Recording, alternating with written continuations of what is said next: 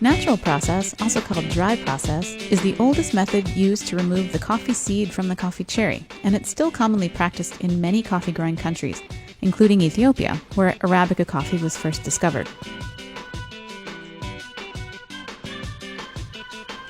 Since it was in Ethiopia that the natural process was originally perfected, we'll visit a facility in Yirgacheffe in this video to learn more about this particular process.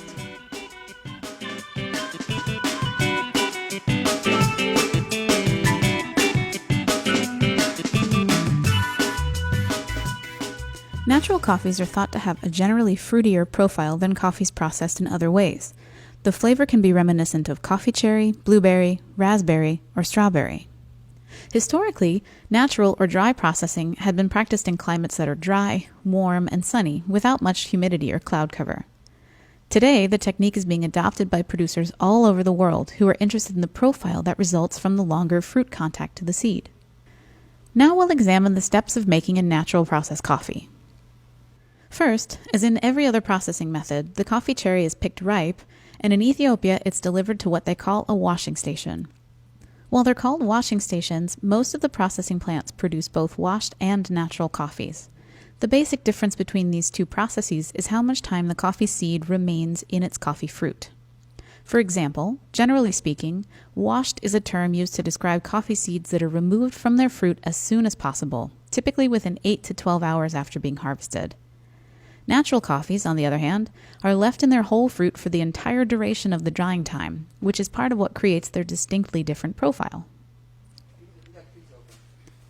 Because the seeds are not removed from the fruit for natural processing, the cherries themselves are incredibly important.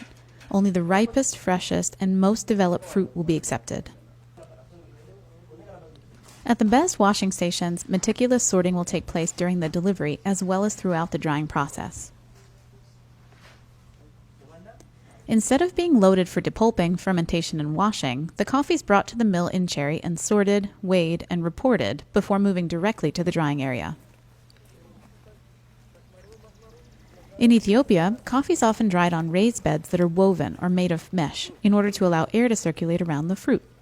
This allows for a more even and uniform drying of the cherry on each table, which might comprise individual lots.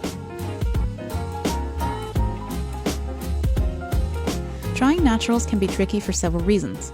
For one thing, the fruit's organic material starts fermenting as soon as the cherries are picked, and that fermentation is accelerated once the fruit is laid out under the hot sun. The fruit's susceptible to mold and other types of defects that can occur during this time, so it requires constant attention by staff to rotate the cherries and to continue to sort them as they dry.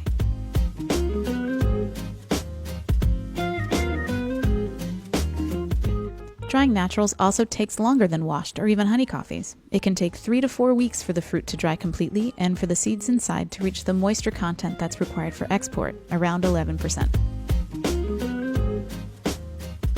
Often, in order to regulate and modulate the drying process, workers will pile or cover the coffee depending on what's necessary. At this washing station, the workers even transfer the cherry to another surface partway through in order to control the rate and uniformity of the drying.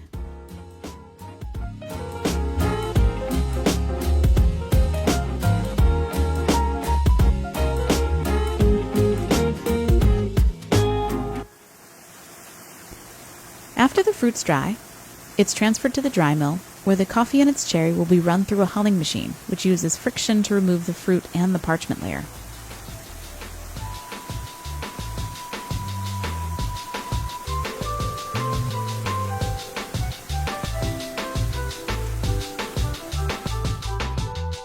The resulting green coffee is taken to a mill to be sorted by hand or by special equipment, and it will also be polished at this stage.